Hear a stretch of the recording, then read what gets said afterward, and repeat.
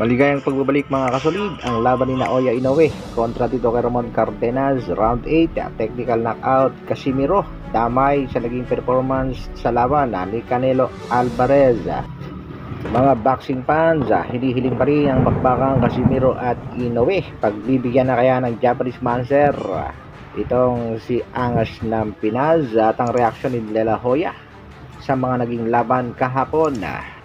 Para sa ating unang balita mga kasolid, Oscar De La Hoya dismayado at hindi nagustuhan ang mga performance ng mga boksingerong sumabak sa bakbakan kahapon lamang tulad ng laban ni Devin Haney at Saul Canelo Alvarez.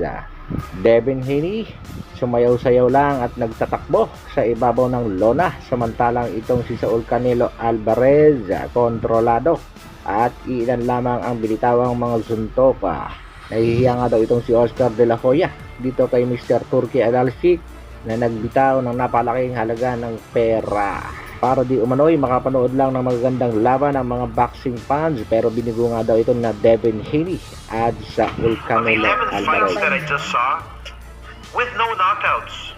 Feel bad for Turkey. I really do. He's paying all this money to the fighters, okay? To turn out, to show up and fight and give the fight fans. Sa katunayan nga mga kasolid, ang bakbakang Saul Canelo Alvarez kontra dito kay Iskal ay nakapagtala ng pinaka-counting bitaw ng suntok sa buong 12 rounds, at dahil nga dito mga kasolid ay tila damay pa ang naging laban ng Angas ng Pinas ni Casimiro kontra dito kay Regundo na ganoon din ang nangyari. Kaya abangan natin mga kasolid kung sakaling matutuloy ang bakbakang Saul Canelo Alvarez kontra Terence Crawford, kung ganon pa rin ang magiging performance nitong si Saul Alvarez.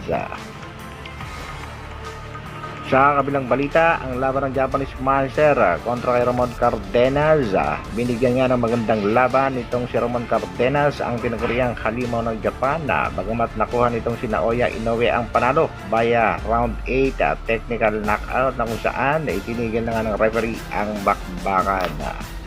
Pero mapapansin natin mga kasolid, talagang matibay din itong si Cardenas, bagamat bumagsak ay walang intensyong sumuko sa kanyang laban kontra dito sa tinaguriang halimaw ng Japan.